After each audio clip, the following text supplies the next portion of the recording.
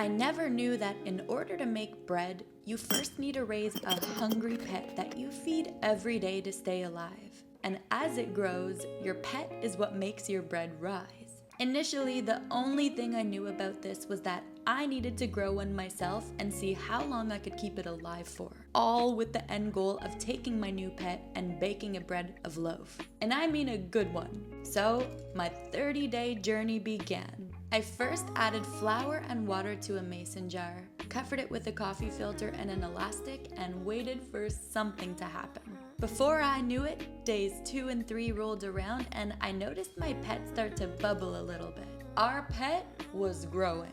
It was this moment where I decided to name our pet Brad because it was not yet bread. Every day, I would feed it with 1 tablespoon of flour and 1 tablespoon of bottled spring water, and I would wait for it to multiply at each feeding. And, well, the days began to pass. And if you're wondering why this journey took a whole month, allow me to explain that usually you make bread with store-bought yeast, but this is different because when you mix unbleached flour with spring water and feed it for 10 days, you create a process of fermentation that grows a living organism that can stay alive for years. Your little pet is what replaces that store-bought yeast with a homemade yeast, and that's what makes it rise. But if you want to keep using it, you have to keep feeding it. So anywho, finally, days 4 and 5 rolled around, and I noticed there was a dark liquid lying on top. I immediately thought it got moldy, but I later realized the dark stuff is actually what's supposed to happen. It's called hooch, and it's a slightly alcoholic liquid that forms during fermentation, so you just mix it back in and keep going. I kept feeding her between days 5 and 10, but I doubled the dose. I would fix the elastic to make sure we could track the growth well, and I was excited because by day 10, we were going to attempt to make bread. But in order for me to know if Brad was ready to make bread, I took a scoop and placed it in water, otherwise known as the float test. And since Brad floated, that told me she was alive and ready to turn into bread. So it was time. You can see that Brad made a huge mess here, which amplified my excitement because she was obviously really ready. So I got all my ingredients ready and mixed them all together. Some sourdough starter, water, flour, and salt. Squished the mixture with my hands, covered the bowl with plastic wrap, and waited an hour for it to double in size. I worked the dough into a ball and every few hours stretched and folded it until it was ready to shape. I tried making it into a circle as best that I could. I didn't have a Dutch oven, but I was hoping it would work anyway.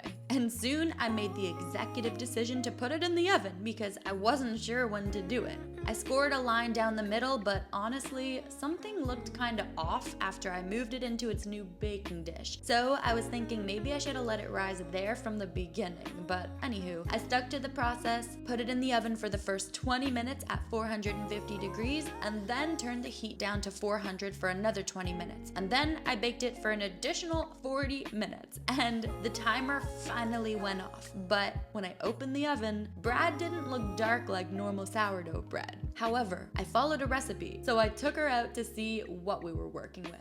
I let her rest on the counter for a whole hour, and then the moment of truth finally came. To slice it open, I got my knife rolling down the middle and finally opened the bread for the very first time, and it looked kind of okay. For the first time ever making sourdough, I felt excited, but I definitely knew something was off. It looked dense inside, and it was missing the air bubbles you need in sourdough bread. And well, I tasted it, and I had to spit it out. It wasn't edible, very gummy, very dense, and I was unhappy with these results. And as disappointed as I was that I spent 10 days trying to bring a new pet to life and another 3 days trying to make the actual bread that was a huge fail, I knew I had to try again. You already know on this channel, it's all trial and error. So, I got my baby pet and all the ingredients together, added sourdough starter, water, flour, and salt for the second time, mixed it all together as best as I could, but it was really thick and really dry. That's normal in the very beginning because Brad needs a bit of time to do her thing and soften a little bit more. So, I fed my sourdough baby once more and covered the top of my mixture with saran wrap to let it double in size, and after about an hour of resting, I went back to the dough to start kneading it. Now I noticed noticed it was a lot softer and easier to work with, so I tried working it into a little ball, and the dough was now finally ready to rise.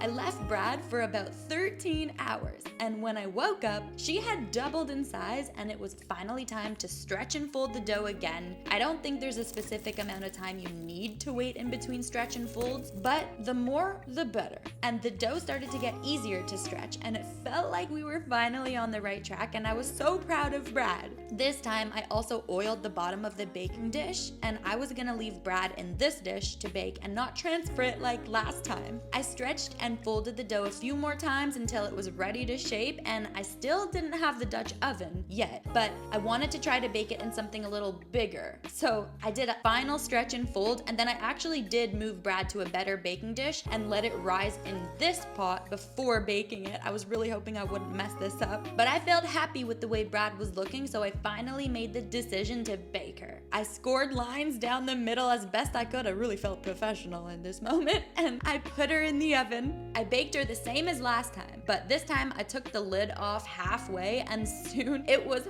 finally ready to take her out of the oven, and dare I say she was looking good? I was really in shock as to how good this thing looked, and I was ready to go to try it out to see if we slayed. The hardest part was waiting an hour for this thing to sit on the counter to cool down, and I gotta admit, I got slightly impatient, and I may have only waited 45 minutes to cut into her because I just needed to see how she looked. I got my knife, tried my best to hide all of my nerves because now was finally the time to see if Brad had actually become bread. I opened her up, and holy crap, it actually looked like bread. Let's go. But the real question was, does she taste like bread? Well, it was obviously time to find out. It looked pretty squishy, so I cut into it and admired it at first. Obviously, I couldn't hide my excitement. And then it was time to try her for the first time, and oh my days. She tasted amazing. Exactly how bread should taste, Brad became bread. And it showed me that if you set your mind to something, you'll eventually be able to do it because we slayed and Brad became bread. So all in all, this time, Brad 0, Jesse 1. Till next time, I promise you we're gonna make an even better loaf of bread, maybe some pizza, and soon I'll be passing down my starter pet to my future children.